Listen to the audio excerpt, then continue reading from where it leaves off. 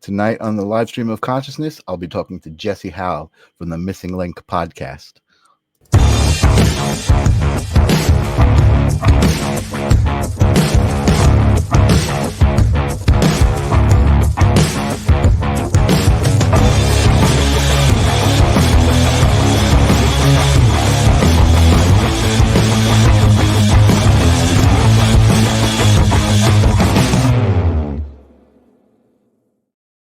Hello, hello, hello. Welcome to the live stream of consciousness. You have made it again. It is Thursday night, that means, and we are live in another amazing conversation with another amazing person, and we're going to find out all about that wonderful guest I have tonight in just a minute.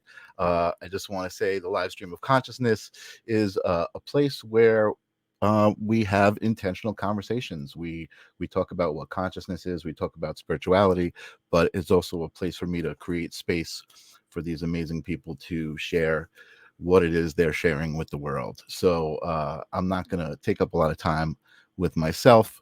I hope everyone had a good holiday. It was a little weird not broadcasting on a Thursday, but I figured everyone was going to be with their family. So I hope everyone had a good little break. We are back. And I am going to bring on my next guest. He has a great podcast called The Missing Link. I don't even know how I found it. It just started showing up in my feed. And, you know, I love this kind of stuff. I've been doing this about a year and a half, and the platform is just an amazing place to share knowledge and share views. And The Missing Link does just that. So I'm going to talk about what that is and everything with Jesse Hal, the host of the Missing Link podcast. Welcome to the podcast, my show. Hi, Michael. Thanks for having me. How you doing, man? Doing good. A little bit tired. We had 2 interviews today. We had 3 interviews yesterday, and we were supposed to have 1 interview the day before, but for the first time, he didn't show up, and I didn't hear from him, didn't show up. Wow. So we ended up playing a replay of the Dr. Jane interview, and yeah.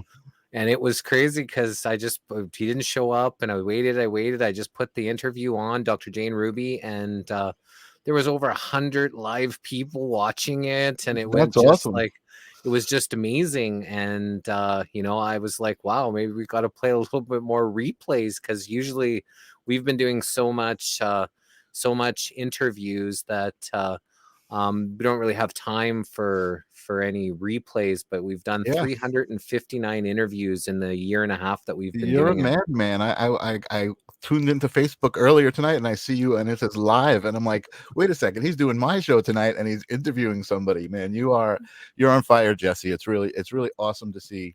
I definitely find it inspirational what you're doing, which is why I reached out and I had to have you on the show and talk to you and find out all about you and create some space for you here as well, and maybe find out some secrets to how you're doing so well. Because I think the live stream is similar conceptually, especially when I did a little digging into who you were and where the missing link came from, which was really interesting to me. But I'm going to get into the missing link in just a minute and what you're doing and create that space for you. But I do have to initiate you here on the live stream of consciousness with just a couple of questions, and I'm really curious to hear your answer, because I know we're on the same page in a lot of ways, and we've got a very similar mission. But the question is, what is consciousness? What does that mean to you, Jesse? A consciousness is the love that binds us all together. And, everybody is connected to this, like Christ consciousness. It's the consciousness of love. And I think that's our soul, is connected, and it connects us all together. And I think we're all connected here as one, and it's only you that can separate yourself from yourself. And they've been doing that with all their engineered movements and things and groups and labels. I'm this and you're that, and I'm this, and it's it separates us from ourselves. And I think consciousness is the love that connects us together. I love that answer, man. I really do. That is great. And I have somebody here, Stream Lakshmanan. Stream Lakshmanan, seems like somebody that you might have brought here, asking me if I believe in God, and I will answer that question, and I'm going to say I believe in what Jesse just said. I believe that God is that love consciousness that that Jesse is talking about, and that we're all a part of. And I won't go any further than that, but that is a good question, and that's what we're here for, and that's a great answer. And then the second question is, I know you've been doing the missing link for about a year. Amazing. What episode are you on now? 800. We just done 300. Yeah, 359 yeah, in yeah. the last 18 months. That's amazing. That's so phenomenal and so inspirational. And like you said, you had 3 yesterday and 2 today. Yeah. So That's yesterday amazing. we interviewed Lieutenant Stephen Rogers. I used to be in the U.S. military, and then he Awesome. became a police lieutenant, and then he went back and he was military intelligence. So I kind of hammered him a little bit because I'm not the biggest fan of the military and what Right. they done. So he definitely felt it a little harder than most of my guests. So it was a really good interview and a really Yeah. good guy. He's Is still he like a whistleblower of some sort, or is he to have some information he's sharing? Like, I know that's kind of usually what you're doing on your show. So No, what he's just prompted a you to pod. have He's him? a podcaster Okay. he's taken his military career and just he connects with a lot of people. He does his weekly podcasts and stuff. So, Hmm. I didn't actually know too much about him. And Hmm. the funny thing is, out of the 359 interviews, probably at least 300 people, because there's a bunch of people we've interviewed more than once. Right. But so over 300 people, 90%, maybe 95%, I didn't even know who they were before I've interviewed them. It's just people saying, hey, interview this person, or hey, you should interview this person. Yeah. And Yeah. Yeah. or someone sends me a video and I'm like, wow, I like what they're saying. So then I Yeah. try to find their contact information and then reach out. And I probably got about 1,000 invites out there for the missing link. And That's we're awesome. fully booked for all of December. We're fully booked for all of January, and we're already starting to book into February right now. So it's kind of taken a life of its own. It's amazing. Yeah, I think this platform has really become something special, especially with what you're doing with it, and I think what the live stream of consciousness is. I see we've got a fan out there, Angeline Joy. I know who that is. She's saying, "Love you, Jesse Hal." Uh, but I do have to ask you another question before we get into all of that stuff, and that is kind of about your moment, if there is one. It may have been from a little kid, but I want to kind of know, like, what was the point where you decided that your belief system was that what we've been taught is not everything, and that there's something beyond that, whether it be a spiritual realm, spirit realms, or aliens, or whatever. What was that moment for you? I think you got it right when you said, when I was a little kid. Um, I remember watching on TV, and they were showing commercials of the people that were starving in Africa, Mhm. and they had their ribs hanging out, and they were just these people with no food, and they were asking people for money. And I thought that was so weird because we had so much food in our fridge.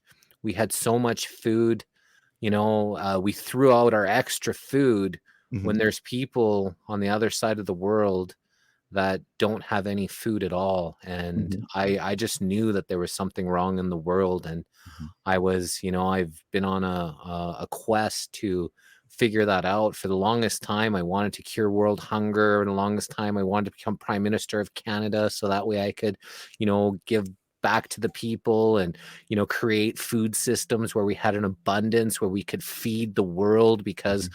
I Mhm. think this is all possible. It's Mhm. just we Mhm. have enough for everybody's need. We just don't have enough for everybody's greed. And that's the big Mhm. problem Mhm. that we Mhm. all face. Mhm. That's an amazing answer, and really, I guess, even as a young kid, to make that connection and see that there's something wrong with the world, that, you know, you are living in a place where you're throwing out food in your refrigerator and you're comfortable, and maybe you don't even realize how comfortable you are until you see that on TV, and then you're like, wow, you know, I'm comfortable. And then I guess some sort of light turned on in your heart where you were like, okay, you know, everybody should be this comfortable, and you know, it should be a way for everybody to live like that. That's great. I love that answer. I kind of feel the same way. I feel like from a young kid, I kind of knew, like, you know, I would have odd thoughts about humans being alien chimpanzee hybrids, and, you know, different thoughts that were not what I was being taught in school, and made more sense to me than what I was being taught in school.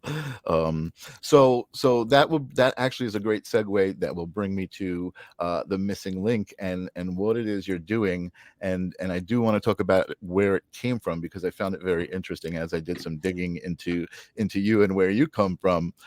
Because the missing link is almost, I would say it's a podcast that talks about truth and critical thinking and conspiracy theories. You know, I think it addresses a lot of things that were considered conspiracy theories.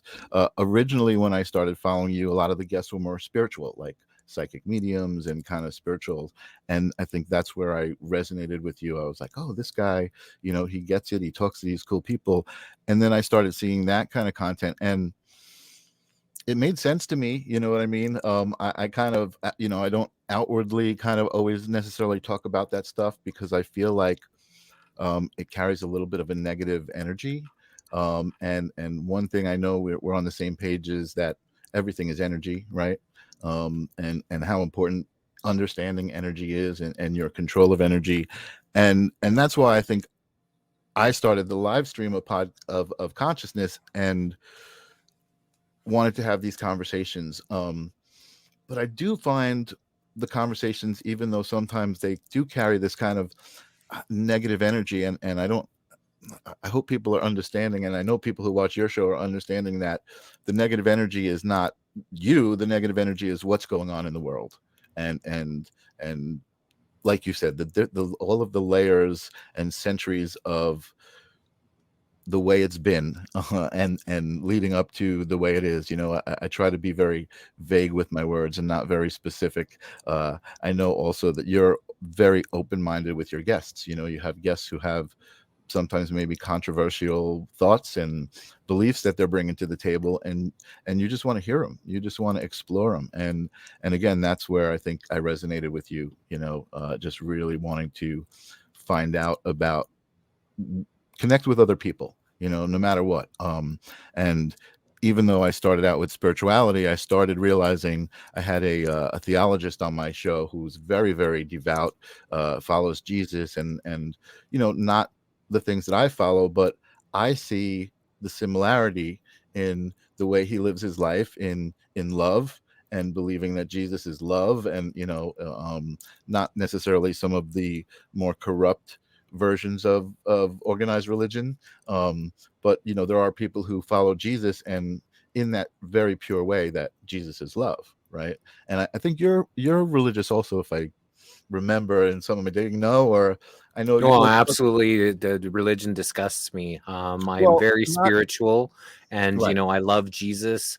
I love the different people that have come here to Earth to teach love, to show Mhm, that you don't have to be afraid. You can have a connection to the Creator without having any organized religion that you have to pay money to mhm, have that mhm. creation, or like in Catholicism, you could be a dirtbag all week long, and then Mhm. you just got to go to church on Sunday, say a Right, few Hail Marys, pay a little bit of money, and then you can continue being a dirtbag all week long, and then right, go to church, pay a little bit of money, say a few Hail Marys. Like, that stuff disgusts me, right, and right. so most religions disgust me. I guess And I guess what I said, and you actually, again, this is what I love about these conversations. You're kind of making me look about at the way I see things. To me, Christ is a religious figure. So I know that you believe in Christ, and I do believe Christ is love. I believe Christ is a representation of love. I believe Christ was a real person who represented love. Uh, and all of those things. So I didn't mean to say that you were religious, but I guess it was the Christ thing that I tripped up on there a little bit. Yeah, So so that's the religion thing is, they've taken, religion was supposed to be a beautiful thing, and they've made it into a business. They made it to hide, their wealth. They made it to wait for them to be able to create roads. And I was just thinking about this the other day, and it's like the Catholic religion used their religion to build cities, to build roads, to expand their empire, their kingdom through this religious, with their religious protections or religious freedoms. But I was just thinking of, like, as Sim City, or when you're building these worlds and you're just creating new bridges and new pathways. That's what religion did, and it kind of encompassed the earth through the Catholic bridge. And they used God to do it, and then they make people afraid to not follow their rules, and then scare them that God, or our creator, won't love them if they don't follow their rules. And that's very disgusting, and that's the exact opposite of what creation is about. Right. For sure. Yeah. And I don't want to get you worked up about religion, but I do.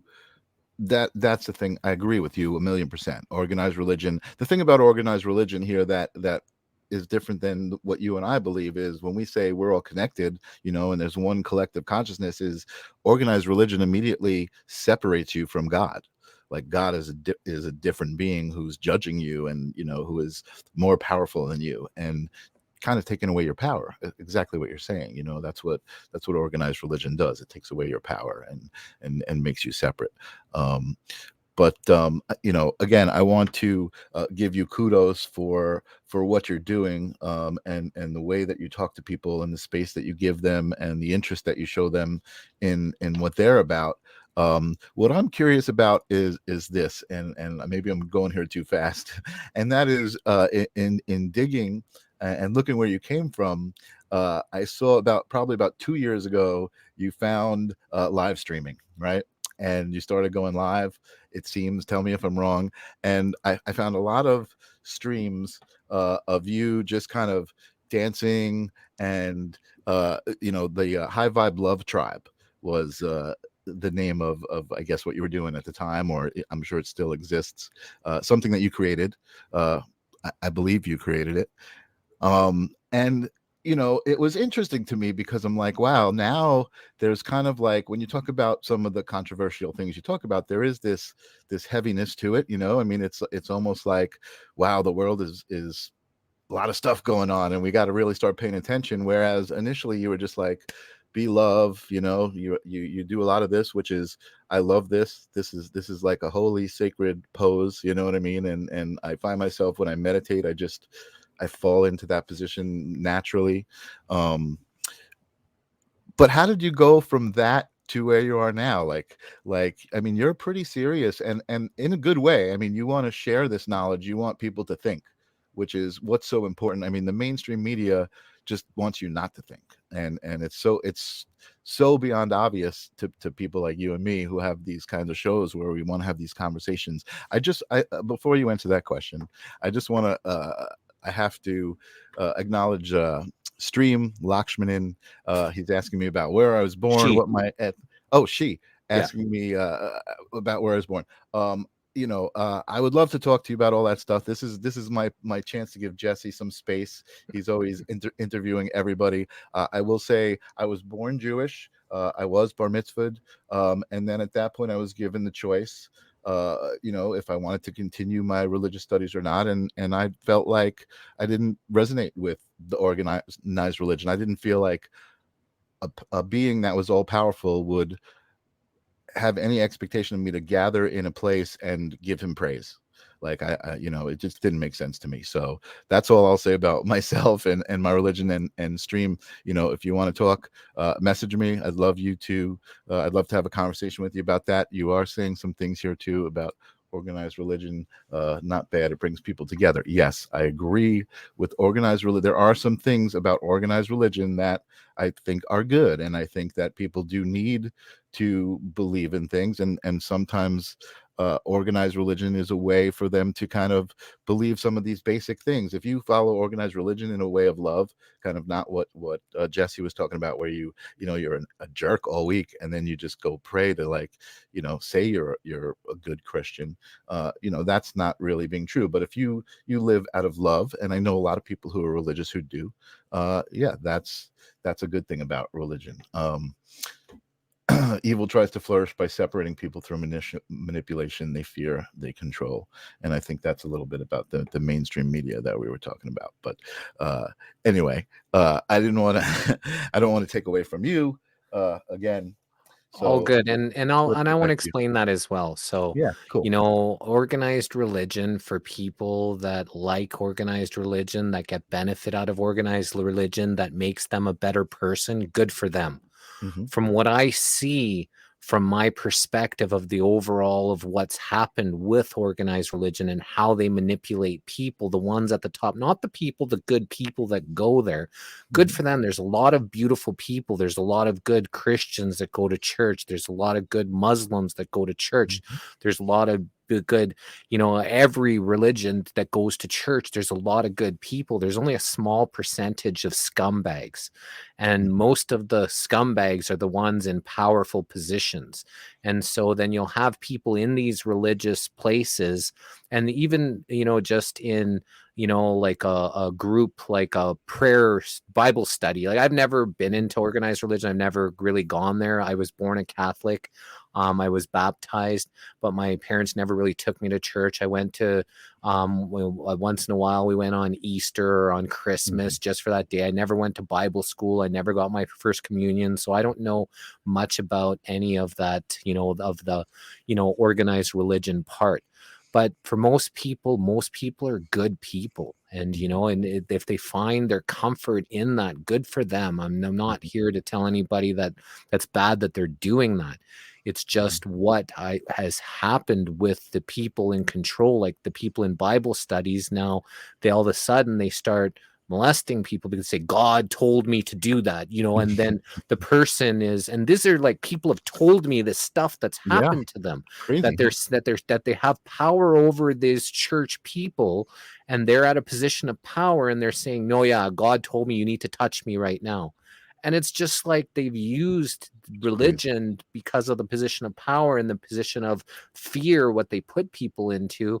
And that's the one thing that I don't like about the religion, is the fear part of it, Right. because instead of they're saying, I love God, I fear God. I'm a Mhm. God-fearing man. I'm not Right. a God-fearing man at all. I'm a Right. God-loving man. Right. I don't Exactly. fear. I don't fear beauty. I Right. don't fear love. I don't fear creation. Right. And so I think that's what manipulates people. And that's why I have my own personal. But for anybody that likes it and enjoys it and gets benefit out of it and feels good about it, good for you. I'm not here to Right. tell anybody what they're doing is wrong, Right. because that's not my job here, because everybody has their own, ability, their own right to think, believe, Yep. worship, whatever they want. I'm not here to tell anybody that, what they're doing is wrong, as long as they aren't actively hurting people, the environment, or animals. Right. Exactly. No, that's great, and that's what it should be. That's and like you said, it's so. Anyway, let's get back to the question, which was, Okay, what I took got you it. from such a loving, dancing, move your energy around guy to, like, diving into what you dive into. So we'll rewind the clock back, and like when I was 18 and I hung out, like I was out of my house at an early age, and they I got kind of adopted by lots of rough and tough people in the streets, and kind of showing me how to make money and take care of myself. I was bullied as a kid, and once I learned how powerful I wasn't bullied anymore. Mhm. And then it got into the kind of the drugs and the alcohol, but I always had this mission that I wanted to help, and so I was trying to organize these people to take over the government and all this kind of stuff. Mhm. And Mhm. this was 30 years ago. This is when I Wow. was like 18, 19 years old. I'd have these little meetings with all these like really rough and tough people. I'm like, we Wow. have to do something about what's going on. But kind of got caught away, and like, I got paid to, party for many years of my life. I did lots of bar promotions. I lived in Cancun where I took people Mhm. VIP to the nightclubs. I Oh, like got nice. paid to get drunk and Right, party. right, right, right. Like, so many years, my life has just been like a fun, like wild time. So Blur. it's Yeah. hard to, yeah, a lot of it's a blur. And so it's hard to want to save the world when you're caught up in drugs and alcohol. Sure, sure, sure. And, but I always had the mission, always researching, always learning, always studying, always talking to people about what was going on. And then, comes social media and the Facebook world. And then all of a sudden, wow, all the information. I start connecting with people and I start Mhm. sharing information. And so, but I didn't want to overburden people with all the information of a lot of the horrific stuff that happens in the world. So I Mhm. would post a lot of funny things, a lot of cute things, and then something conspiracy or something wild, Right, something right. funny, something cute, something conspiracy. So I just kept a big mix, so I didn't really overburden people that, that's crazy Jesse. That's, Right, right, right. he's the conspiracy Jesse guy, right? So, and I did that for like 13 straight years, and Wow. more connected with people, and, bigger groups, and just, found more like-minded people, learned a lot more of what was going on. And then comes 2016 election. And Mhm. I knew how horrifically evil Hillary and her whole, little posse is. Mhm. And so I spent every single day for months and months and months before the election writing deep. I would go and I'd smoke a joint and I'd write something deep about her and about, find something, some information that I wanted to share. I wrote a good paragraph or two, something really eloquently written. I'm really good with writing skills, like, Mhm. putting words together.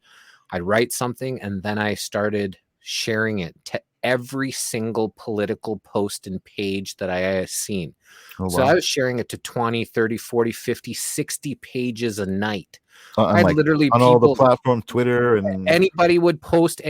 post something political, I would put it into the comments. Anybody would share Oh, like wow. USA Today, I'd put it into the comments. Anybody would Right. share whatever, anything that had to do with politics, Mhm. I copied and pasted that night's writing. And I did that every single night for the entire election. And, I had people say, like, how many times have you copied and pasted this thing? This is like the fifth time I've seen it. And I'm like, I don't know. I've lost count after, I didn't count, Right. but, I didn't Right, know right, right. after 30, No, 40, you were 50 times. determined. Yeah, yeah, yeah. I was determined to show Mhm. people how horrifically evil they are. Mhm. Mhm. And I watched The Apprentice. I always just heard good things about Donald Trump. I had faith that he was going to be doing some good things. He was exposing, fake media. He talked about Julian Assange and WikiLeaks, and so I was pretty much in alignment. And I was sure hoping he was going to win over that evil hag. That's for sure. And so I did everything I could in my power to share, and I shared and I shared and I shared and I shared every single night. Okay. So then he wins the election and all these things happen. I start doing some live streams maybe 5 years ago. I had a friend that she wanted to do live streams about different topics. Her name is Melissa Sterling. She has 45 topics when it comes to like love, equanimity, Mhm. joy, patience, all these different subjects about things. There's 45 topics on she teaches this kind of course. Okay. So she never really done a live stream, and I had done some live streams here and there, going on people's shows, talking about stuff, just because I'm very knowledgeable about a lot of things. So I would be guest shows on, just talking on people and stuff. And so she asked me if I would go live with her for 45 days straight and do on different topics. So there's me. Every single topic she gave me, I wrote out in detail all these, what the definition was, different quotes and poems and all these kind of things to make it great. So we went and did the 45-day topics live streaming for an hour a night for 45 straight days, and then we did it again. So we did 90 straight days of an hour, and we just repeat. I didn't have to do it the second time because I had my notes of my first 45 days of the topic. So we went 90 days straight, got her comfortable doing live streaming, got her having someone accountable, knowing that someone's going to be there. You got to be there every night. It's just, when you hold someone to account like that, it's easier to not show up when someone's there for you. So we did that. I ended up, after that, going to Thailand. I was going for a 65-day trip. It was supposed to be 30 days in Thailand, 35 days in Australia. Day 5 of 65, I broke my foot. I crashed a motorbike through a lawyer's office window, and I broke my heel in 2 places in Koh Phangan, which is Full Moon Party Island. Holy crap. And so I was stuck in Thailand because I ended up getting thrombosis. So I ended up being almost 3 months in Thailand. I had a beachfront villa where they sold joints, and it was pretty cool place. Horrible to be stuck in Thailand. To be stuck in this little cafe where nowhere else really on the island sells weed because it was really illegal there at the time. Right. And so these ones were owned by the police. And and so it was legal to have it like in that facility, and that's where I couldn't really go much place except for the hospital. I had to take a boat to Koh Samui. That was the main hospital on different islands, so they had a jet boat that transported me over the ocean, and that was my big adventure, whatever. So I was there for almost 3 months until my levels of whatever, so my blood was clotted and my levels became stable, and then I went to Australia for 5 days, and then I came back to Canada. But during that time I was doing live streams. I was live streaming the food people. I remember one guy, this Canadian guy from Montreal, he picked me up on a scooter, and there's me with my crutches, my broken foot, and I'm live streaming on on Facebook Live, showing people holding on with my crutches, my hand and my phone. And I remember my very first live stream when I broke my foot. They gave me a bunch of morphine, and they were taking me on a jet boat over to the Big Island because of the severity of my break on my foot. And I'm doing a live stream while I'm on the hospital ambulance boat going from one island, all high on morphine. And I'm talking about the government and the world and how we have to come together to stop them. So this was my live stream that I had to while I was pretty high, was talking again about the government, talking about things that I've been talking about for 30 plus years, and especially 13 straight years at that time on Facebook.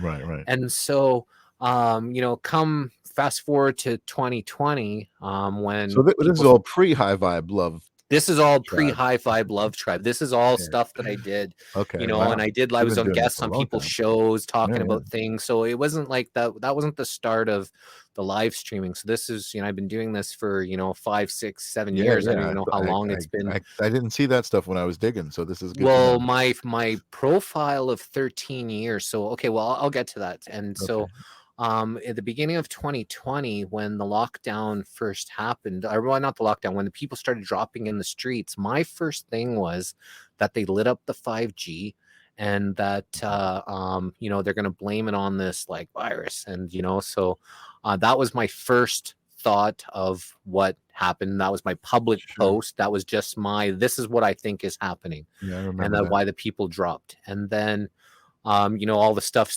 craziness started happening, people being scared and this and afraid and having to wear masks and all this kind of crazy stuff that started happening. And there was a day on, I believe it was April 8th, and it was, so now from February, March, April, 3 months of kind of craziness. And then there was a Meditate for the Earth Day with David Wilcock. And, so I was great. I was promoting it. Let's all meditate for the earth. I'm in alignment with that, and all of a sudden, he's on live and he was with his wife and they're ringing their Tibetan singing bowls. And I had my Tibetan singing bowl. And I was like, you know what? I'm going to go live with them. I'm going to play my Tibetan singing bowl, but not with them, but on my own live stream, Right. Sure. but showing the video of them and Right. So all of a sudden I turned it on, started ringing the bowl, and all of a sudden there was 10, 15, 20, 25, 28, 30 people like all there on my live. And I was just like, because I wasn't really going live for myself or anything. I was, joining on these shows besides helping Melissa. Like wasn't really going live just to go live. Hey, talk about the world. Yeah, but you were literally raising the vibration, you literally were raising the vibration. And so ringing the bowl, had all these people, and everybody's like, oh, you should do this tomorrow. You should do this tomorrow. And I was like, okay. So, and then I just turned on the live, did it again. And then, so it started off with, I would, I'd smoke a joint, and then I would turn on the live, I'd put on some techno music, and then I would just dance. And at first I wasn't in the best of shape, so we started dancing for 10 or 15 minutes.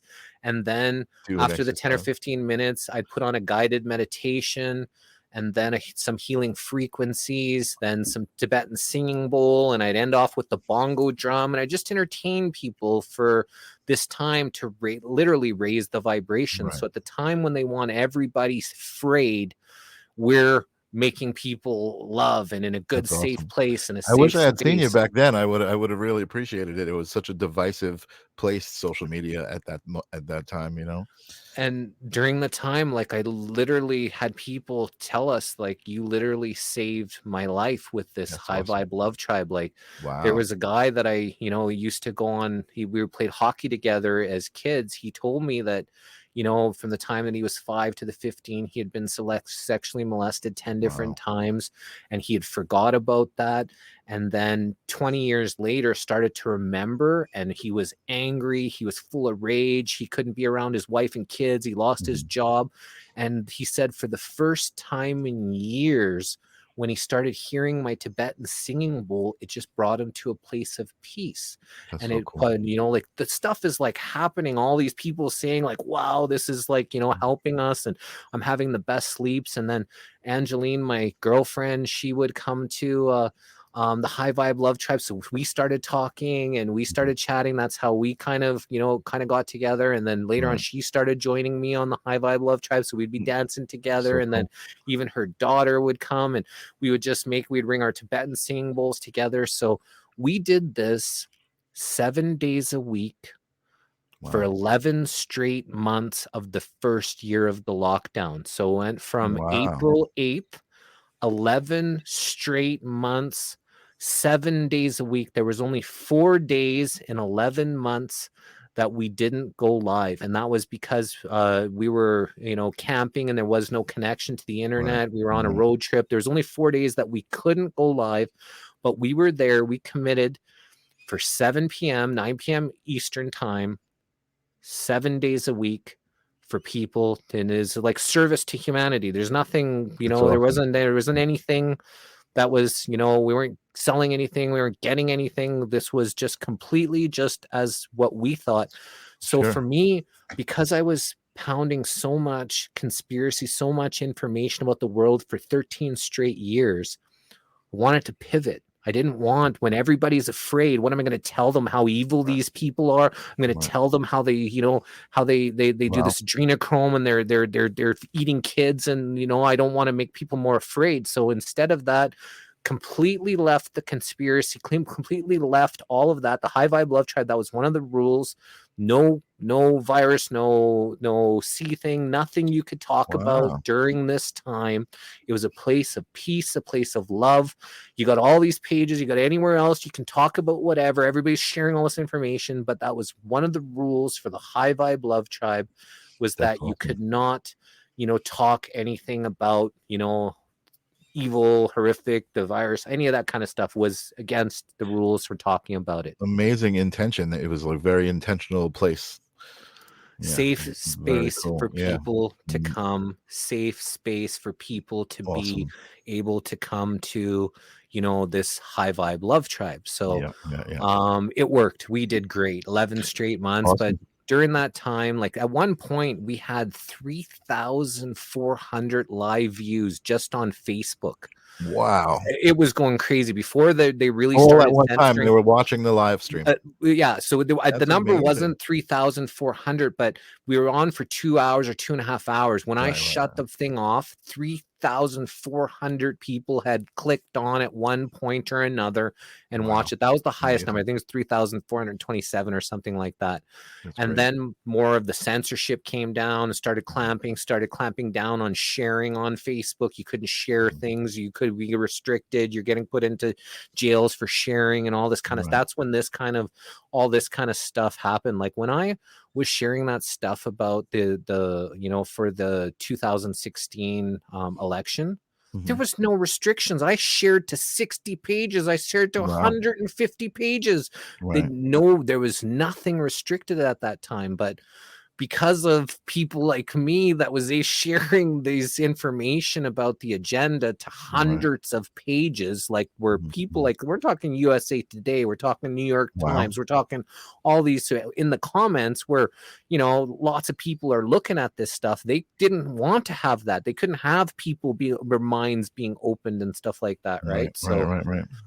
So while I was doing the High Vibe Love Tribe, I was asked to host a program called the Truther Telethon that they wanted to put together. And I was like, and they said they wanted to get, they wanted to get a whole bunch of truth speaking podcasters on one program, on one event, on one time. And they asked if I could be the MC and the host or whatever. And I'm like, you know what? I'm up for anything, even though I'm doing the High Vibe Love Tribe and about the love.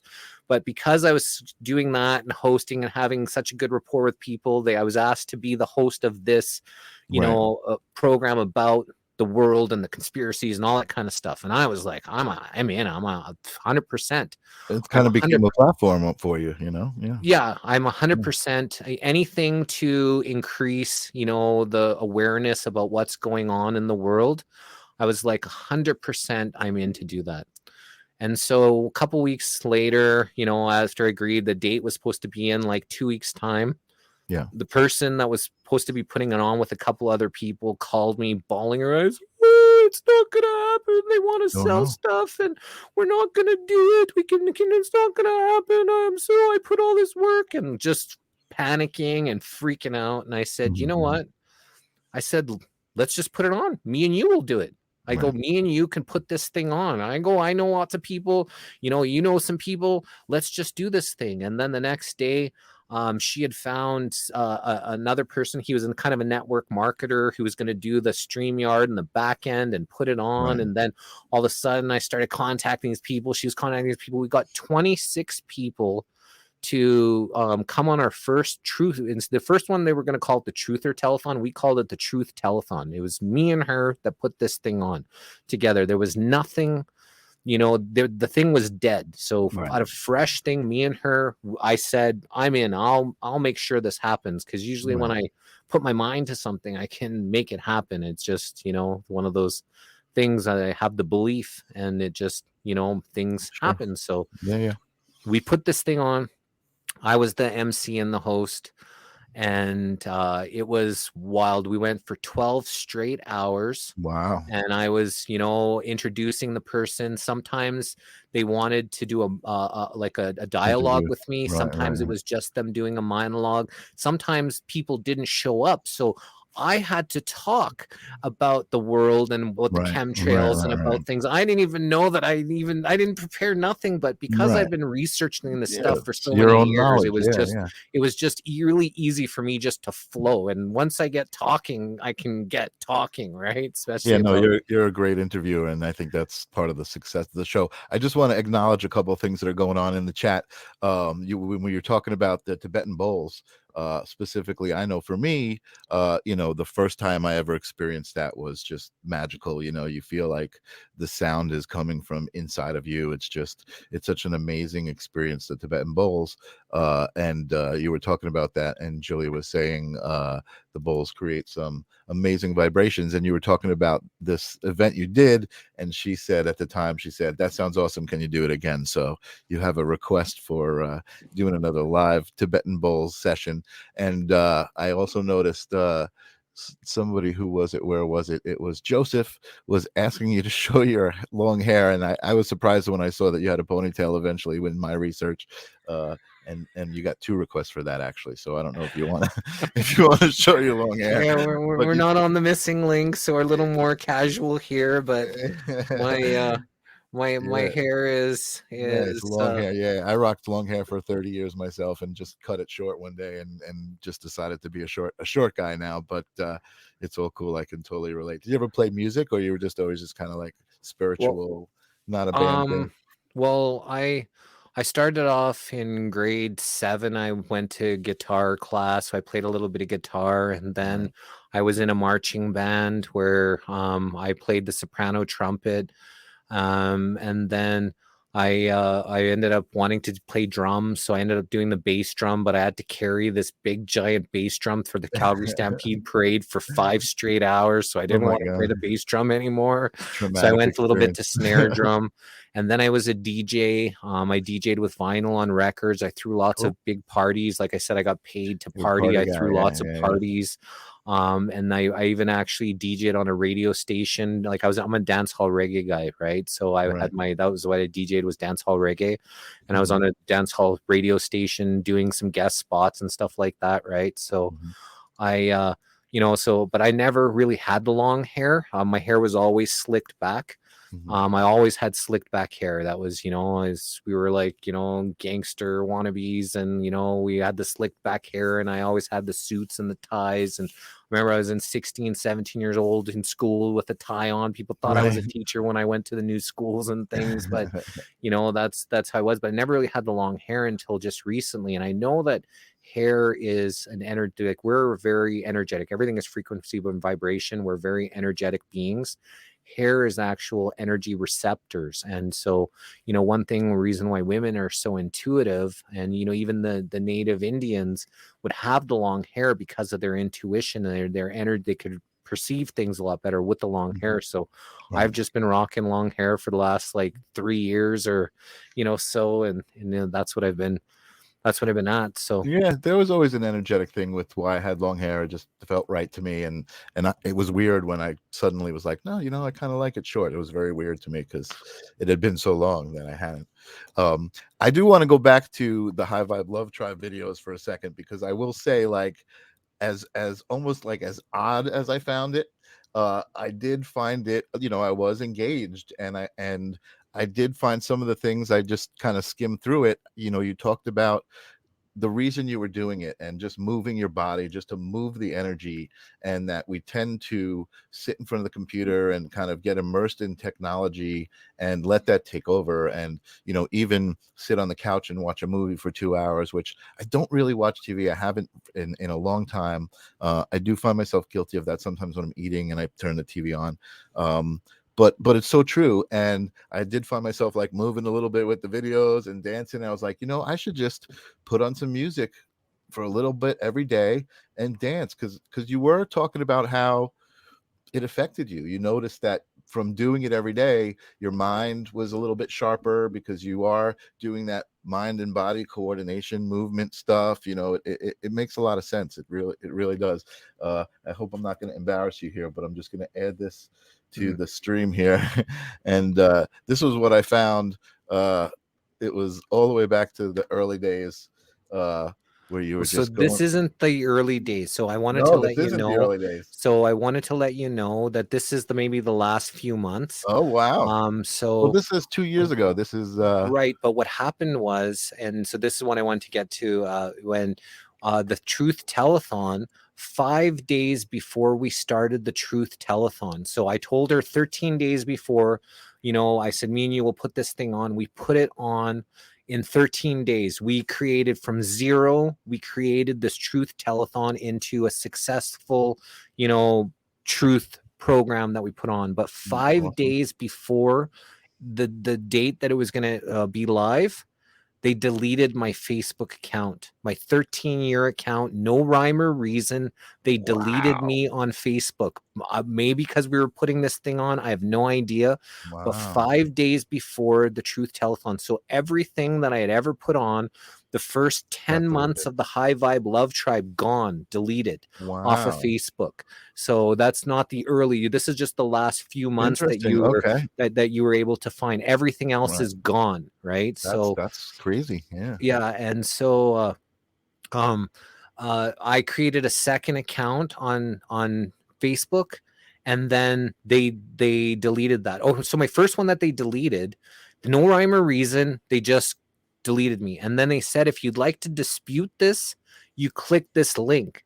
And I clicked the link, and Mhm. it just circled and circled and circled. It I've did been nothing. there. So Yeah, I've been there. I couldn't even dispute Wow. them deleting me. They just deleted me. I was gone. They didn't want that account. There was some stuff, maybe lots of the private conversations that I was having in Messenger about stuff that was happening to people that were sharing me pictures and evidence and lots of stuff. Who knows why they Right, deleted right, what right, they did.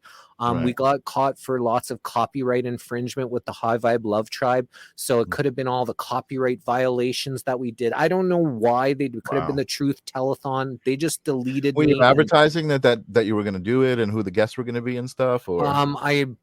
I think at the time we started advertising and we started getting some of the guests, and I think that started, that was part of what we were doing, to let people know that it was on.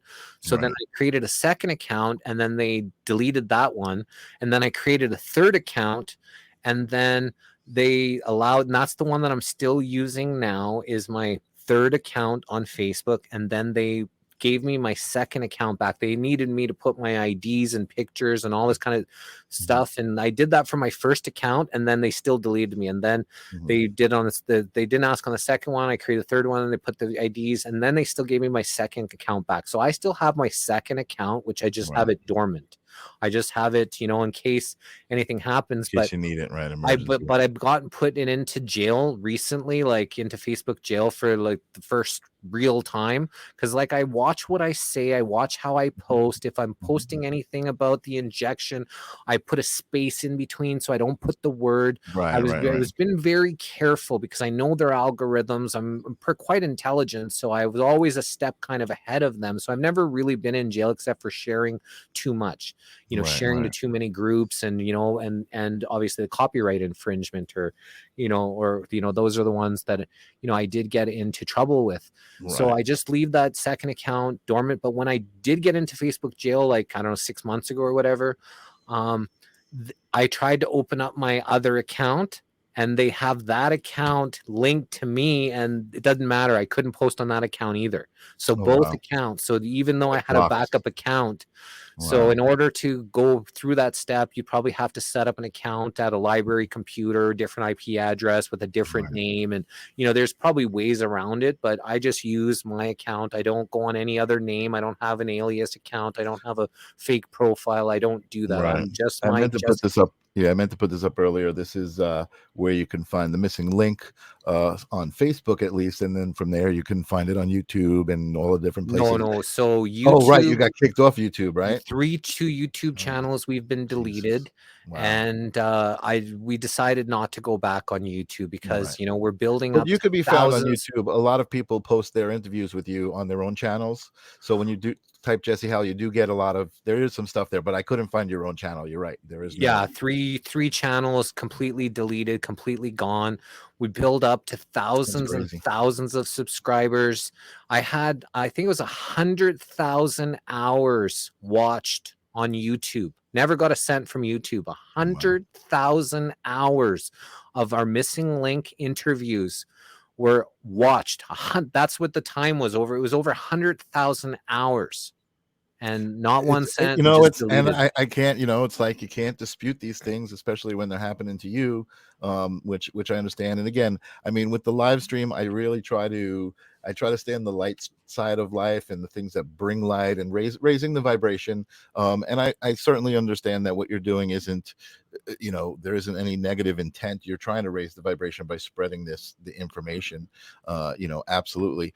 Joseph is saying they took a page from us about, I don't even want to say it out loud. I don't know how the algorithms work, but the thing about that too, and again, I don't usually talk about that stuff is it's around. You hear about Chester from Lincoln Park and Chris Cornell and the people that were involved in those same issues, and all of a sudden they're dead, and all of these crazy things going on in the world. I wanted to address it. We're kind of almost at an hour already, but I wanted to address the connection between spirituality and consciousness and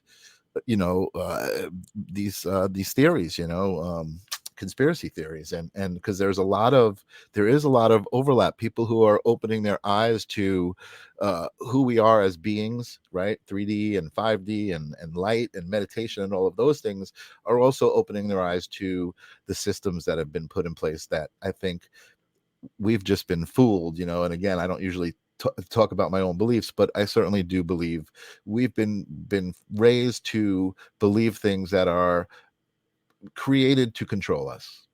I think that's as kind of simple as I can put it. Deception everywhere. Most things that people think that they know are true are BS. Right. And there's people that will defend their position on things because it's the facts and it's true. Right. But it's complete BS. But they've just been so programmed from teaching this from the Freemason indoctrination camps called schools, that they've ever since they were a kid, they learned these things, and they learned this is the way the world is. And it's hard to shake people from their foundation because they believe it to be true and factual so much that they would literally die for their position, defending slave masters, defending the system that's enslaving us. And it's crazy. That's called Stockholm syndrome. But there's lots of people that truly believe what they're talking, but it's not true. Right. And it's interesting because I've been kind of saying this too, and in the spiritual community, I hate a lot of the terminologies that are used, but the whole idea of there's a veil that's going to be lifted, right? That all of a sudden we're going to realize that things are not what they seemed or what they were told. We were told, and I'm actually starting to realize I don't think it's going to happen that way. I don't think it's going to all of a sudden be lifted. I think it's happening slowly through robots and AI and all of these things that are being integrated slowly into our lives right under our feet. Things that I enjoy, VR and the metaverse and all of those things, as intriguing and as exciting as they are, they're also a little bit scary because they do offer that kind of control to any sort of higher powers that are malevolent, and not benevolent powers, but I am a subscriber to duality, so I do believe that benevolence exists as much as malevolence, as much as all of this craziness that's going on. I believe there are forces on the side of good that are just as kind of I don't know, intricate, as the conspiracy theories, Well, I'm a little bit different in that theory, and my theories are a little bit different than most. And I believe everything is yin. I don't think there's a yin and a yang. I think everything is yin. I think yang was created for people to justify their shitty behavior. I think this dark, there has to be dark, and in order to have light, you have to have dark. I don't subscribe to that. I believe everything is light. I think that they created dark to justify them being jackasses, to justify wars, to justify. They've created this theory that there's dark, there's these evil forces, there's just man is, inherently bad. But I think it's just to justify them doing what they're doing to make themselves feel better about their shitty things that they're putting out into the collective. Interesting. So I think that almost opens up a whole other conversation about dimensions and 5D and 3D and some of those things. Because for me, my subscription, I do subscribe to duality. I do believe there's good and I do believe there's evil and that they exist simultaneously. But I believe that is specifically in the 3D realm. Like it's part of the limitations of a 3D existence is duality exists in 3D. And I think once you get to 5D, you're right. Everything is one. We're all one, right? It's that whole collective consciousness thing that we talked about way at the beginning of the show, that we're all one. And I think where we're all one in that realm, in that existence, whatever dimension that is, yeah, there is no evil. It is all one. So I do think we're on the same page, even though we may describe it a little bit differently. And I think that's what makes us similar, and that's what makes this platform so great. And also people who are willing to talk to each other and not at each other, you know what I mean, and listen to each other. And I mean, like you said a couple of things and I was like, oh yeah, you know what, maybe I'm looking at things a little like the Christ thing and stuff like that. Like maybe Christ isn't religion, but Christ is more love, like, so certain things that we make each other think. And I like to believe that there's a good enough contingency of us out there, that we will continue to do this and use this platform. Again, I love your show, The Missing Link. I love the way you talk to people. I love the platform that you give people. You had Flat Earth Dave on your show recently. Yeah. What do you think of that? Everything he was saying makes sense, and that's the crazy part about, I believe there's 4 different types of people. Mm-hmm. One are the ones who are fully indoctrinated and just believe the programming. Mm-hmm. 2, the ones who are full of shit, who will convince you of things just because they want whatever, popularity, money, because they're deceivers, whatever there is, they're just full of shit. Mm-hmm. Number 3 is the ones that are doing this to us. A very small group, but they kind of know what's going on because they're privy to this information, whether they're just the Freemasons or the Illuminatis or the Jesuits, whoever, the ones who are actually kind of know what's going on. Mm-hmm. And then there's 4 is everybody else that are just trying to figure this out. Like it's, that's the majority of people.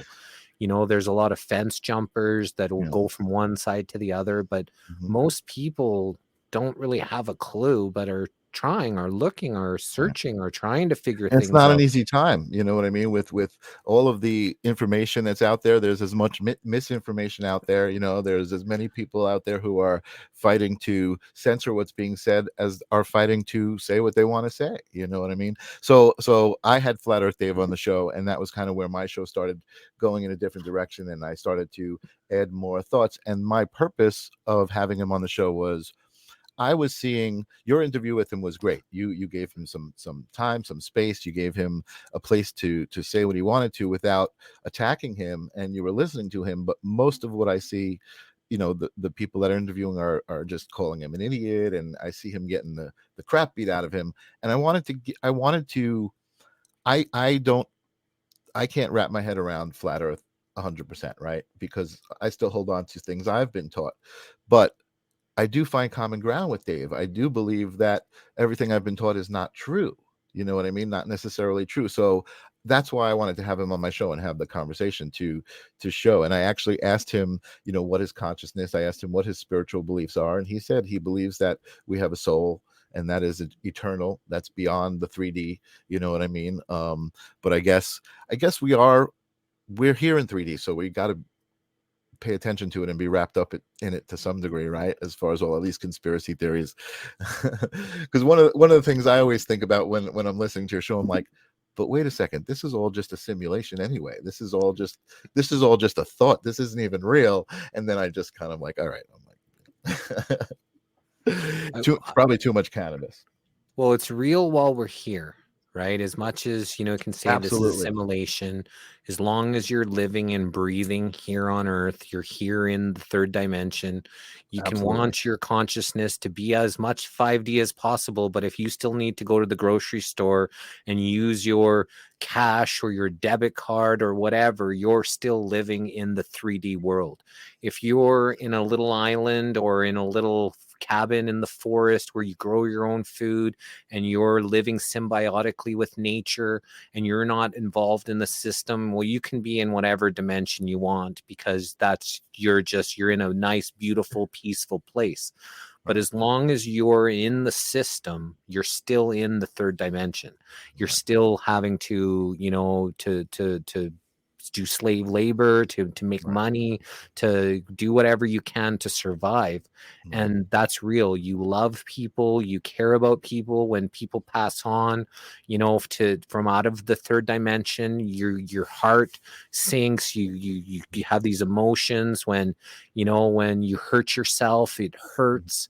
I've got, bad hip joints, where it's bone on bone. I'm, constantly in pain. Like, that's real. Like, Sorry to hear that's that. not Yeah. just Yeah. Yeah. assimilation. I feel Right. that pain. When I Right. have a hard time picking something off on the floor, it's not assimilation. That's real pain that I'm feeling. Right. And Right. so a lot of people want to try to get out of, oh yeah, this is just the 3D. It's not real, but it is while we're here. Right, You know, right. No, and I subscribe to both. I subscribe to both. I mean, I believe that, that there's this I am, there's this consciousness, right, that's observing everything. So I believe that that's kind of in a different place. There's, what, I got to have you back on the show, because we just barely scratched the surface. I think if you're interested, I would love to have you yeah, of back. I course, mean, but I'm we not did. finished my story. Sorry. I wasn't signing off yet. I was just getting excited. I mean, we haven't even talked about Mandela effect and all of that fun stuff. But Yeah, I'll come back anytime. I don't awesome. get, some people ask me to be on their show and then they rarely ever follow through. I've had Oh wow. like 10 people ask me, and out of the 10, 2 people I think have Oh, that's weird. had me on their show. So it's a little bit strange. So I And I actually love like talking the to you. You're opportunity, awesome. because I don't talk a lot on my shows. Because Listen, yeah. I'm there to try to get other people talking. That's kind of Right. the point of, me being able to give people a platform, because most people just want to be heard. And in an era where there's so much censorship, there's so much clampdown. That's why it's easy for me to get all these, famous people or well-known people in the world, 30 doctors and all these people, David Icke and Del Bigtree and all these, because of censorship. They want to come on and be able to be heard by people, that, are all that want to hear these things. And I Interested, right? don't have the biggest, subscriber list. And like when I started, I had David Icke on episode 15, and I had a couple hundred subscribers when David Icke came on The Missing Link. Right. And so, but because of the censorship and the clampdown, he just wants to be heard. And Right. like with most people, but we don't limit to people with large subscribers, or, we just want to give a platform to anybody that really wants to share their knowledge, their thoughts on the world, and just want to be heard. But I just wanted to finish off with the missing link. So we did this truth telethon, and then the one person, the very crazy, person who asked me to do this truth telethon with her, very, who knows what her intentions are, but she goes around and she finds people and then she puts them against each other and starts Mm. talking behind the back. And so she's one of those, truther parasites, that Instigator. really, Yeah. really, well, she's trying to get people at each other. She's trying to break up the movement. So, she's obviously not working on the right team. But at the time, I didn't know that. I just thought she was a little bit crazy, a little bit eccentric, crying because it's not going on. And, I'm like, Right. okay, Right. calm down. We can do this. We can put this on. Me and you will do this. So then we had the second one that we had, and we think we did that in a 2-day split. We had, or maybe the first one was 2 days, 8 hours, 8 or 10 hours the first day, 8 or 10 hours the second day. And then we went and did, one where it was all together. And while we were on, she wanted to get on and talk to one of the guests. I don't know if it was Max Egan or somebody that was, she knew for a long time. And the other person, the guy in behind the scenes, he was like, no, you can't go in there. Jesse is handling this, that's his job or whatever. And she got all her panties up in a bunch and she split. She left us in the middle Oh of wow. our show. And then she Holy moly. came back to the StreamYard And I guess he saw her in the room and he wouldn't bring her back in, and she got all mad. And then all of a sudden she's been on a tear trying to tear me and my girlfriend apart, spreading lies, Oh saying man. that we're this and that. She can't stop talking us. 2 years later, she's still, we can't. She's obviously she doesn't want to let her out of her out of her mouth. Is we're just constantly, she's saying whatever, yada bloody yada yada. So before we had the second one, she had told me, well, why don't you bring Angeline with you and have her sit? And Angeline was busy all day long. And I think it was 8 o'clock at night. This weird stuff happened with her and him before this. Mm-hmm. And then Angeline came and sat beside me for the last couple hours of the thing. She didn't really say anything, right? She was just there as support. Right. And as we talked to these people. Well, that was it. You put her in instead of me. You're trying to take over my show, and now it's her show. And now we did this thing, and she's trying to blame me for whatever happened with him and her. I didn't even know what was going on. I'm crazy doing this, all the interviews and here and there, and one person out. And because Angeline came and she wasn't allowed in, now it was a big conspiracy that we didn't want her there and we wanted Angeline there because, she kind of looks like a man and Angeline's so beautiful and maybe whatever. Who knows? Sounds a little unstable, Yeah, who knows whatever the craziness in her head was like, the jealousy or whatever, the cuckoo-ness, She wasn't able to handle it. Yeah, she's been spending the last 2 years. She's been trying to destroy our credibility, trying to destroy our name. She's pulled people away. She's got people, I can't believe you would do that to her and steal her show and all this kind of things. And all I do is help people. People come to me, can you help me? And I do whatever I can to help people. This is who I am. This is what I've always been about. I've helped some major people become very, very wealthy, and I've got screwed over with no contract, like taking companies to $1 million companies without a contract, and then I get shafted, not even a cent remuneration for things that I've done to help people.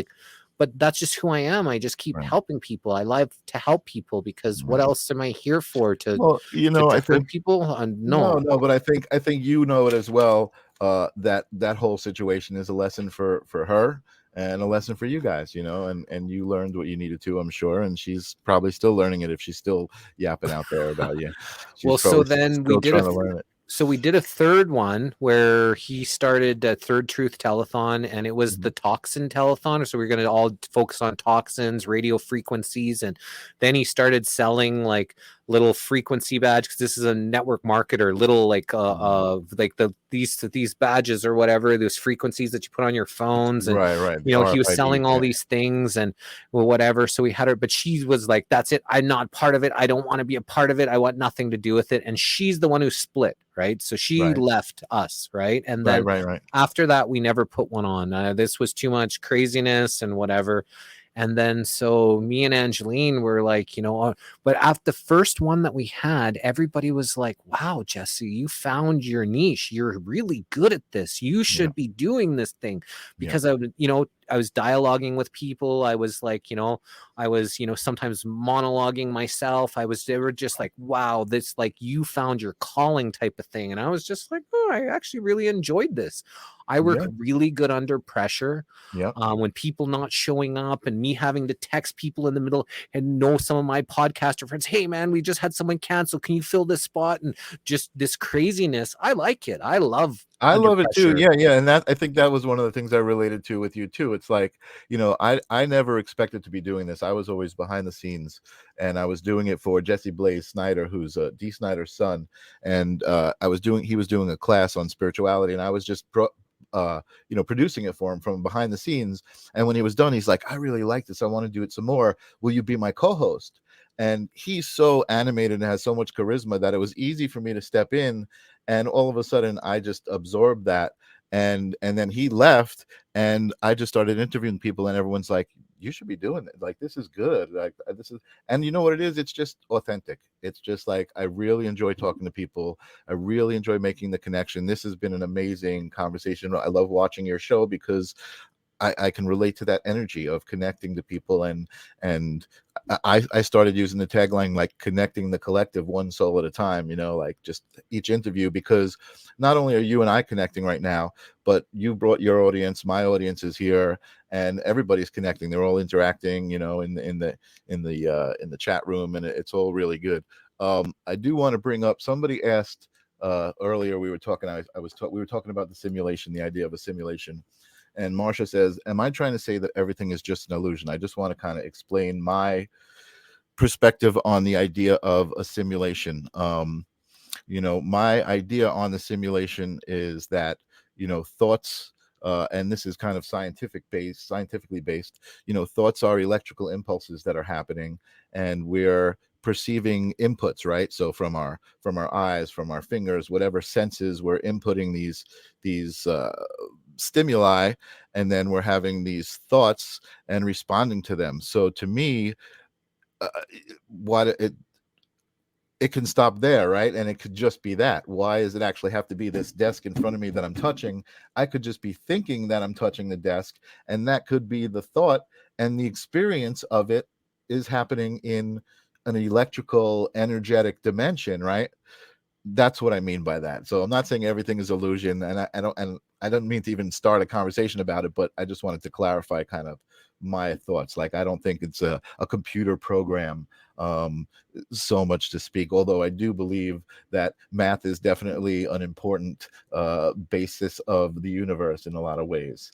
And again, those are other discussions for complete other episodes, right? Yeah, like the Fibonacci sequence, everything is mathematical equations, everything goes in patterns, and things are, it's pretty wild what we are living and experiencing. But for me, this is heaven. And the reason why I say I've heard you that say is that, yeah. I can't imagine something better than this place here, where we have free will, supposed to have free will, freedom to love, freedom to touch, freedom to explore, freedom to smell, freedom to feel, freedom to the emotions. I don't know the next place from here if we're going to have this type of freedom. Right. And even though there are people here that want to take our freedoms away and want to control us and make us into slaves and have to work, this still is pretty amazing place. Like, I gotta say, and I think that's what resonates with me about you, is that that's what makes you such a loving person. So even though you have all of these beliefs and thoughts about the evil stuff that's going on, you still know that you have the choice to be loving or not be loving. And you know that you choose to be loving, and that is what gives you your own peace. You're like, I am what I'm putting out into this world. You know what I mean? And just that awareness is so important, and to me that's kind of part of what consciousness is, right? Being aware of what you're putting out into the world. Everything is an energetic exchange. This conversation we're having is an energetic exchange, and we're offering to each other this amazing energy, which is why this conversation is so great. You know what I mean? We could be arguing, and I could be like, you're an idiot, and it would be, it would have that energy to the conversation. It would feel totally different, probably so have a lot more viewers if it I seems know, like right? when you put that energy out there. And when I get like, if sometimes I like, I'm a Scorpio and I'm born on Me the too. last day of the Scorpio Libra cusp, so Wait, whoa, whoa, supposedly whoa, whoa, whoa. Are you saying your birthday's October 23rd? no, 26th. So that's the 26th? first, yeah, that's the first day of Scorpio, but the last day of the Scorpio Libra cusp. So there's, I believe there's 3 days before. I think it's October 20th is the first part. That's the Libra Scorpio cusp. I'm I on the see. last day. So I'm on the October 26th. I'm October And 23rd. so actually my best friend who passed away, and I had to move back from Cancun. I told him I'd look out for his family if anything ever happened to him. So I helped raise his 3 kids. Wow. I left I was the ultimate bachelor living in Cancun, making, crazy amounts of money to party and have fun. But I decided to leave Cancun, and I came back to Canada to help raise my buddy's 3 kids, Wow. That's so honorable. and so I promised him if anything ever happened to him. But his birthday was October 23rd, and Wow. and we had other friends October 24th, October 25th, and then another one October On that 27th. cusp. So Wow. that was the week, that was party week. Like that was literally, we took the whole week off for years and years and years because the whole week every night was a party. And that's when I still drank. Like I stopped drinking 9 years ago. I stopped smoking cigarettes 8 years ago. I stopped all synthetic drugs 7.5 years ago. I mean, 8.5 years ago. And then I stopped eating meat. It's coming up on 5 years in January. Will be I stopped eating meat. So I've done all these things to better myself, Mhm. and then with all the stuff that I've known and learned, I'm able to focus on connecting with people and teaching people, and really connecting into consciousness more than when I was inebriated. When, Right. even though I knew these things and wanted to do these things and wanted to help these people, all of a sudden the next person comes over with a case of beer, and now I'm partying for the next Wasted, 36 right. hours straight. Right. And like, who's thinking about saving the world when you're all intoxicated and inebriated, and things like that. So drugs and alcohol took me away from my mission for quite a few years, but one of the best decisions I ever made was 9 years ago, was to stop drinking alcohol. Mhm. And my life has become significantly better ever since. Awesome. Awesome. Yeah, you again, from the minute I somehow tripped over your show and started watching you, the first response I had was, what the heck is going on? Because you, like you said, you don't talk a lot, so you're just like staring and your guest is talking, and I'm like, this guy, what's going on here? But there was such an amazing vibration and authenticity to it that I stayed engaged, and I became a fan.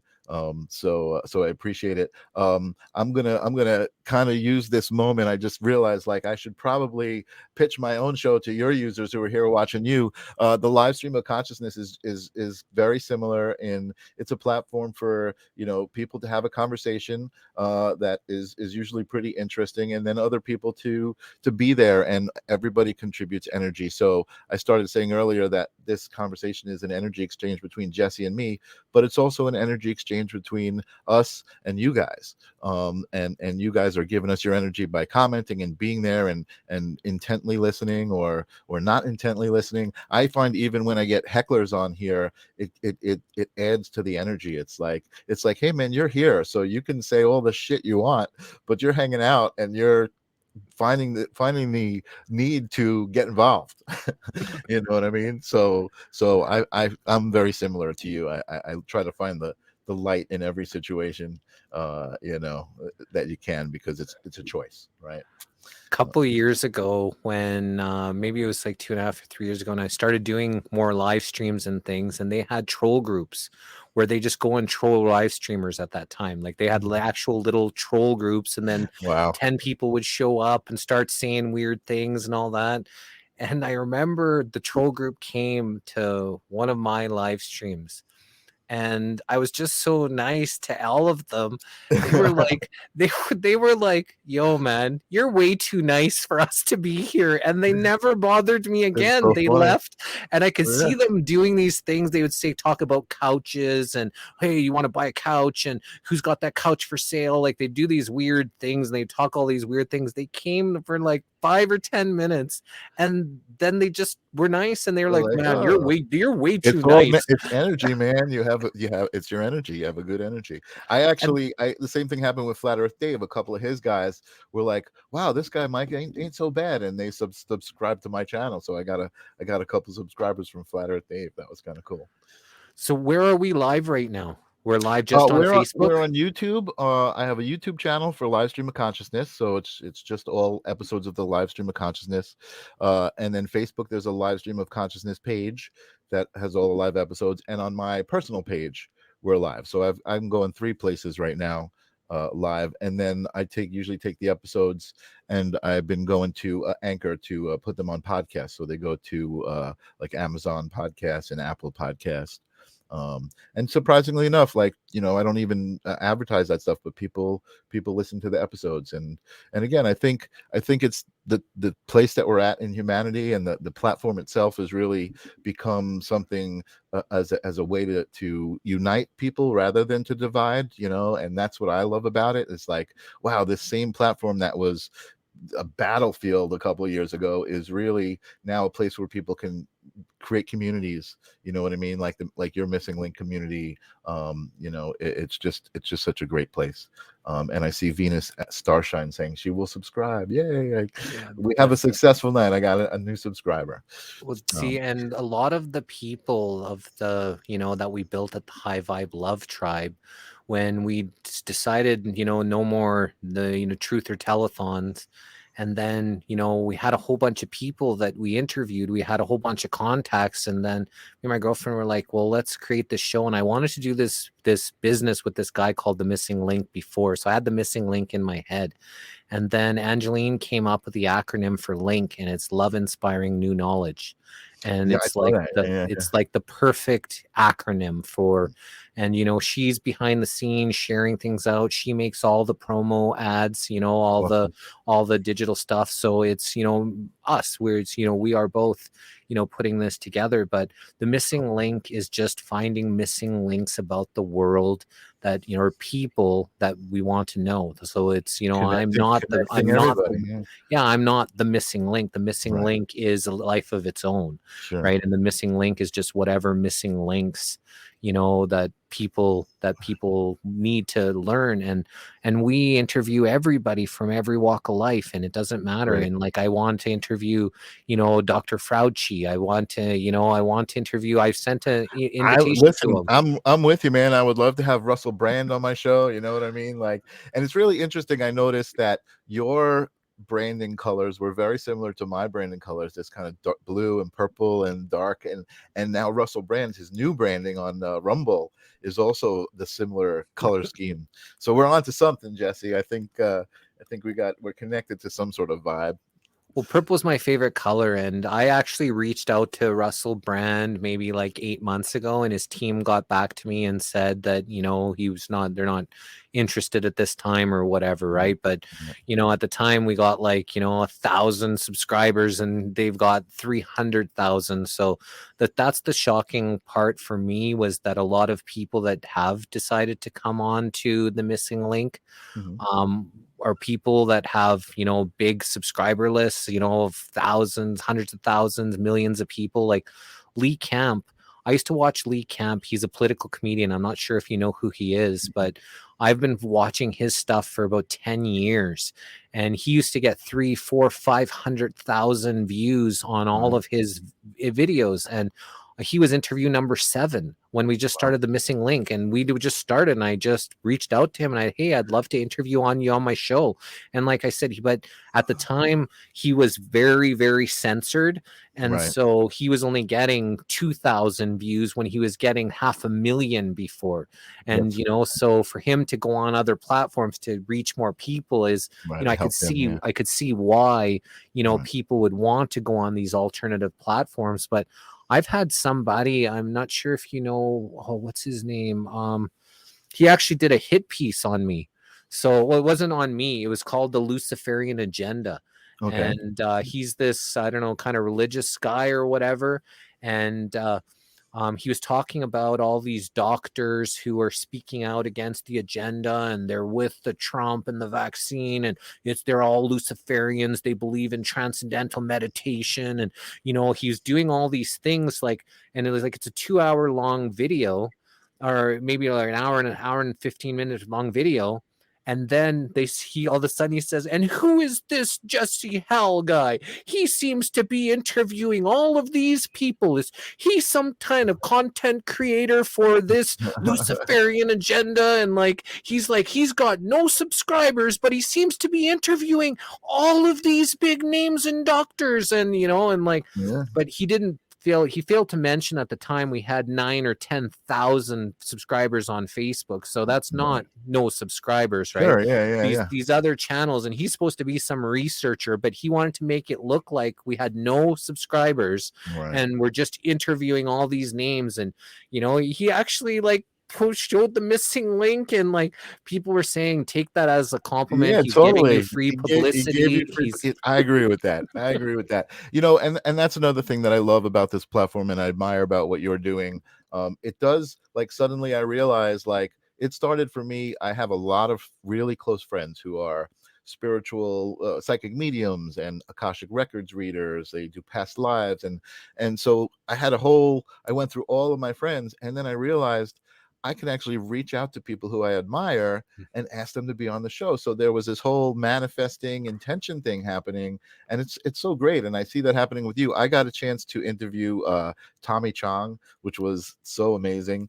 And then one of my listeners, Jill, suggested she saw Lori Ladd, who is a current author, very popular, wrote an amazing book called The Divine Design, and she was just like blowing up on Instagram, hundreds of thousands of followers. And I just reached out to her, and she was on my show, and we had such a great conversation. I started reading her book. I don't even really read much, and I started reading her book, and I felt the energy in the book. It was amazing. So yeah, this platform is awesome.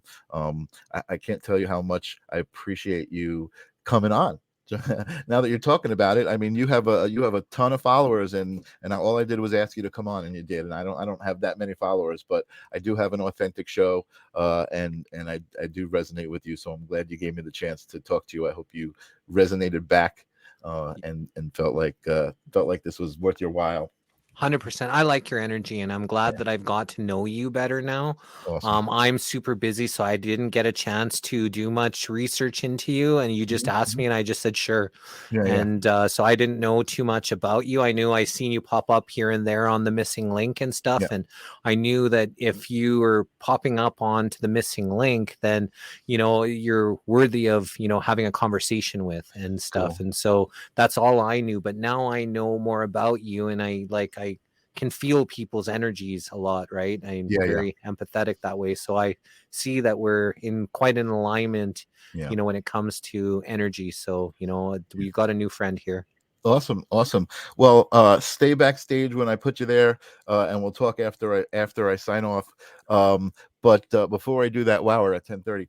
Before I do that, do you have any words of wisdom to impart to my viewers and your viewers who are all here cheering you on? Words of wisdom. So this is a long and, sometimes hard road. There's a lot of craziness. There's a lot of fear. There's a lot of things that people are putting into collective. You can't always control what people say. You can't always comprehend what people are doing, but you can control how you respond to things. And you just want to make sure that you're responding the best you can so you can be proud of yourself. It may not always work favorable, to you, but as long as you're true to yourself, that's all that matters, and you will get through. The universe will protect you, will flow through. Life is eternal, so there isn't anything to be afraid about, because this is just a stopping ground. After this, there's more. So don't be afraid. Do what you want to do while you're here. Speak up, stand out. Right now, we need people coming together more than ever, and just have love as your base. Because if you can start loving everyone and everything, then the whole collective Raise the consciousness, vibration. Yeah. we raise the vibrations, and the more it feels, it ripples, it impacts, and the more love that we have, the less power they have, and the more utopic it will become. And that's the ultimate goal for me, is not only to cure world hunger or stop world hunger, it is for us to become into a utopia, like it's supposed to be, heaven on earth. And that's what I want to bring back here. Awesome. And I will say, with no religious context, amen to that. Amen. And I say, like, when we would do the high vibe love tribes, I'd say namaste and amen. So That's right. I would say the both. So, My and greeting, like, is usually, I usually say peace. That's usually my greeting. Well, thanks again, Jesse. Thank you for your wisdom. I'm going to put you backstage for a second. I'm going to sign off, but hang back there for a minute, because I do want to talk to you. And I'm glad that I found a new friend. sounds good. Thanks, Michael. And may the Talk to you source soon. be with you. Yes. Awesome. Oh my God. Wow. That was amazing. I love it. I love this platform. I love the fact that people are out there listening to uh, me and Jesse, or whoever is here with me, talking and just kind of putting our energy out there, and I appreciate everybody's energy. You guys all brought some really good energy here tonight. Hopefully you guys will be back. If you're just here for the first time, subscribe to the YouTube channel or find me on Facebook. And next week I have an amazing guest, David Lionheart, who has a TED Talk. He's very philanthropic. You'll find out all about him. I just have him next week. So come back next week, and I will see you then. Peace.